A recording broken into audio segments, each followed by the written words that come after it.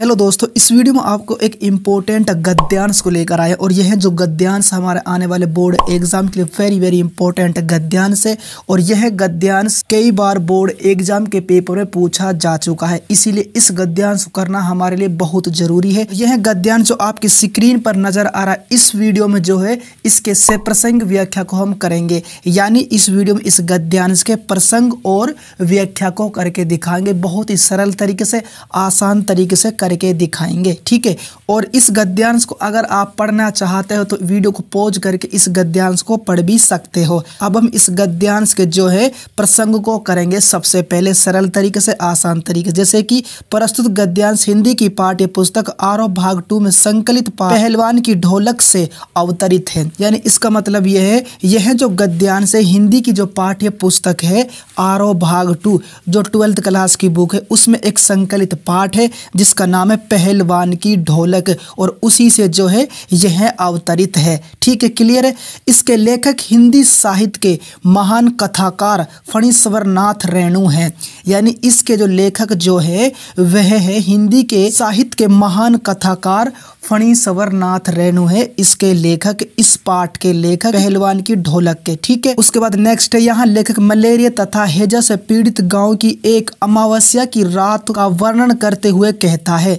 यानी यहाँ पर जो लेखक जो है मलेरिया, इसके अलावा हैजा से जो पीड़ित जो गांव है और गांव की अमावस्या की रात का वर्णन करते हुए कहता है। प्रसंग में केवल इतना लिखना है, इससे ज्यादा आपको और कुछ नहीं लिखना है, ठीक है। अब यहाँ पर प्रसंग कंप्लीट हो चुका है। उसके बाद चलते हैं व्याख्या की तरफ, और व्याख्या इसकी मैंने इस प्रकार लिख रखी है, सरल तरीके से नहीं, आसान तरीके से। जैसे कि भयंकर सर्दी का दिन था, क्या है, भयंकर सर्दी का दिन था। उसके बाद नेक्स्ट इस प्रकार से, अमावस्या की घनी काली रात थी, यानी जो अमावस्या की जो घनी काली रात थी उस वक्त। और उसके बाद आगे इस प्रकार से, ठंड इस काली रात को और अधिक काली बना रही थी।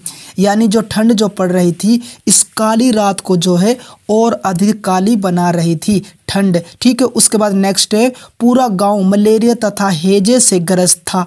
यानी जो पूरा जो गांव जो है मलेरिया की बीमारी से, इसके अलावा हैजा की जो बीमारी से ग्रस्त था, यानी बीमार था पूरा गांव। संपूर्ण गांव भय से व्यथित बच्चे के समान थर थर कांप रहा था। यानी जो संपूर्ण गांव जो है, पूरा जो गांव जो है भय यानी डर से जो है व्यथित बच्चे, यानी एक बच्चे परेशान के समान जो है थर थर कांप रहा था, ठीक है। गांव का प्रत्येक व्यक्ति सर्दी का शिकार बना हुआ था। यानी जो गांव का जो प्रत्येक जो व्यक्ति जो है वह सर्दी का शिकार बना हुआ था। उसके बाद नेक्स्ट है, पुरानी तथा उजड़ी हुई बांस तथा घास फूस से बनी झोपड़ियों में अंधेरा छाया हुआ था।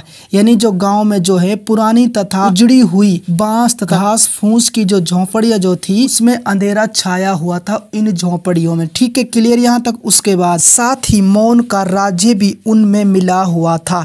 यानी उसके बाद क्या है, जो साथ ही जो मौन राज्य है वह भी उनमें मिला हुआ था। उसके बाद चारों ओर अंधकार तथा चुप्पी थी। यानी गांव में जो है चारों ओर अंधकार, इसके अलावा चुप्पी छाई हुई थी, क्लियर यहाँ तक।